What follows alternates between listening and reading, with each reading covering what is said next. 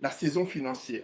Pourquoi la saison financière? Parce que, en fait, je me suis rendu compte que avec notre argent, on a une période où on fait beaucoup d'argent, on a une période où on ne fait pas d'argent. Et cette période-là, en fait, on ne se rend pas compte, mais elle est régulière, ok? Une saison, en fait, peut être définie comme quoi? Elle peut être définie comme une période ou un temps qu'il faudrait que tu fasses quelque chose dans tes finances pour garantir un manquement ou un lac dans le futur. Je répète, la saison financière, c'est quoi? C'est la période des choses que tu devrais faire dans ta vie avec tes finances, hein, pour que dans le futur, il n'y ait pas un lac ou un manquement, ou encore attirer la pauvreté. Qu'est-ce que je veux dire par là? Un jour, je travaillais dans un magasin comme manager. Et dans le magasin, tous les matins, très tôt, je vais au magasin vers 8 heures du matin. Et je me rendais compte qu'il y avait des vieux qui rentraient au magasin. Ils avaient l'air tristes. Très tôt le matin, il n'y avait que des vieux qui rentraient. OK? Que des vieux. 65 ans, 70 ans, 80 ans. Et je me disais, pourquoi ces gens-là ont toujours l'air tristes?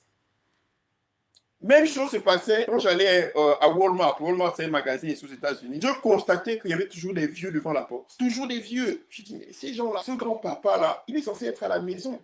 Parce que dans la culture, quand tu as un certain âge, tu restes à la maison. Tu vas pas travailler. Mais aux États-Unis, jusqu'à 80 ans, tu peux travailler. OK?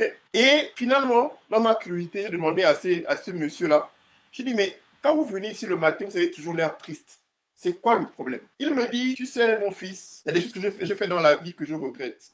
Et si j'avais quelqu'un qui peut me parler quand j'étais jeune, j'avais la vingtaine, la trentaine, la quarantaine, j'aurais souhaité que quelqu'un me dise, m'enseigne sur ces choses au niveau de l'argent. J'ai dit, qu'est-ce que tu veux dire? Je ne comprends pas. Tu es retraité, non? Oui. Tu as de l'argent, non? Oui. J'ai dit, mais c'est quoi le problème? Il me dit, non, mon fils, écoute-moi. On ne nous enseigne pas. Quand tu es jeune, tu travailles, tu te dis que l'argent que tu feras à la retraite sera assez pour toi, pour prendre soin de toi.